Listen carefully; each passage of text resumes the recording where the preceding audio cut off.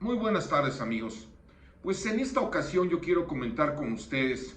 el comunicado realizado por la Suprema Corte de Justicia de la Nación el 11 de mayo de este 2022, a virtud del cual pues definitivamente ya deja sin efectos el llamado secreto bancario. Este último criterio se encuentra vinculado específicamente, y en esto hay que ser muy precisos, se está refiriendo exclusivamente al artículo 142, fracción cuarta de la Ley de Instituciones de Crédito. Precepto normativo que autoriza el que se obtenga información bancaria cuando a solicitud de la Secretaría de Hacienda y para efectos fiscales ésta se realice. Establece este criterio medularmente que no existe una violación al derecho de la intimidad o al derecho de la privacidad de los particulares, que no es una solicitud que sea arbitraria, que no es una solicitud que sea desproporcional. Fundamentalmente estos son los tres conceptos que legitima y que dan lugar a que sea jurídica, a que sea constitucional la solicitud que lleva la autoridad hacendaria respecto de la información bancaria de un particular. ¿Por qué lo justifica? Lo justifica desde luego de una manera muy endeble en nuestro máximo tribunal. Sus argumentos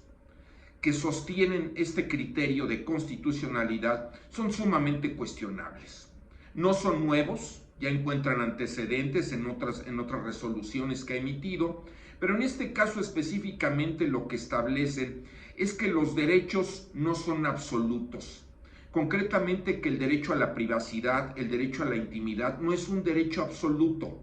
que debe de ponderarse en el sentido de considerar que existen algunos aspectos que excepcionan a este derecho constitucional, a este derecho humano, a este derecho fundamental, y que en el presente caso fundamentalmente descansan en preservar la obligación que todos los mexicanos tenemos de contribuir al gasto público en términos del artículo 31, fracción cuarta, y sobre todo cuando esta obligación que tenemos se ve mermada o de alguna manera se ve afectada por situaciones excepcionales como es la defraudación fiscal, como es el preservar situaciones de fomento al terrorismo, como es fomentar la evasión fiscal, etcétera.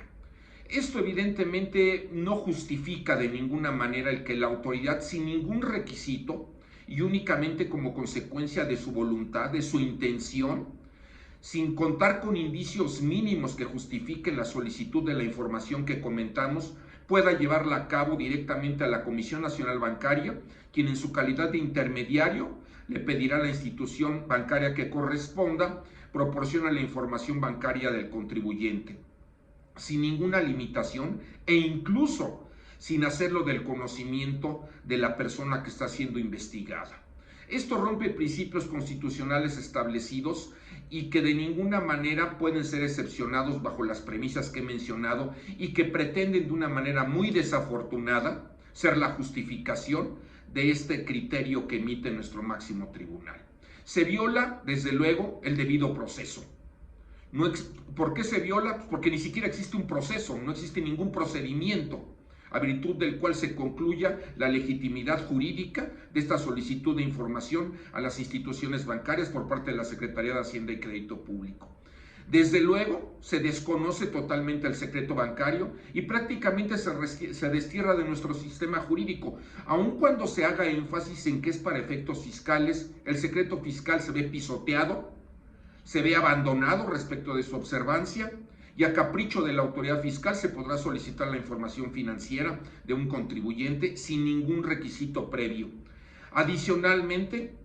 es fácil de entender que también se viola la garantía de audiencia que todos los gobernados tenemos, en virtud de que no se hace de nuestro conocimiento este mandato que ordena la solicitud de la información financiera.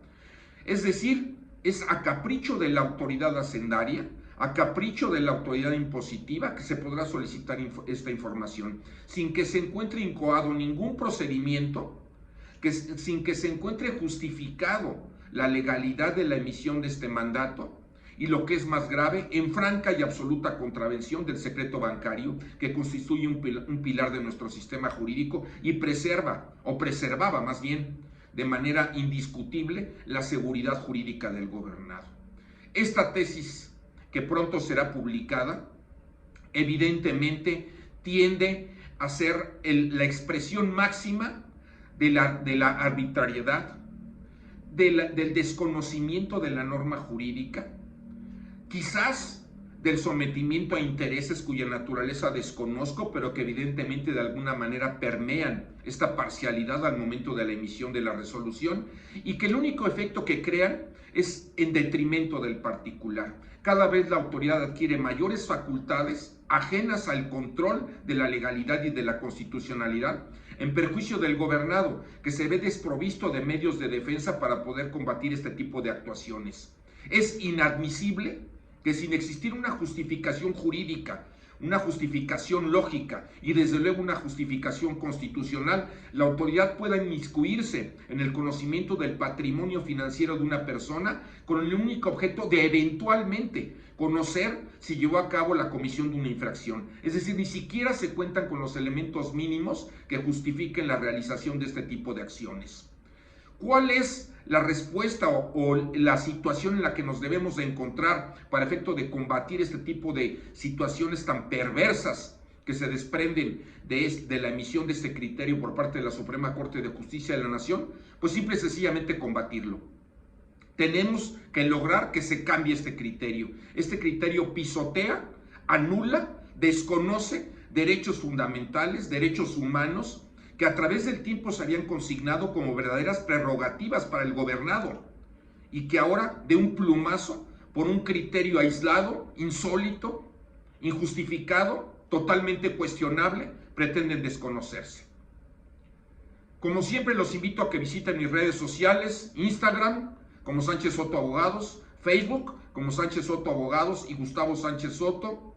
y desde luego mi sitio web www.sanchezsoto.com.mx, donde encontrarán información en materia de defensa fiscal que espero sea de utilidad para ustedes. Les agradezco mucho su atención y les deseo que tengan muy buenas tardes.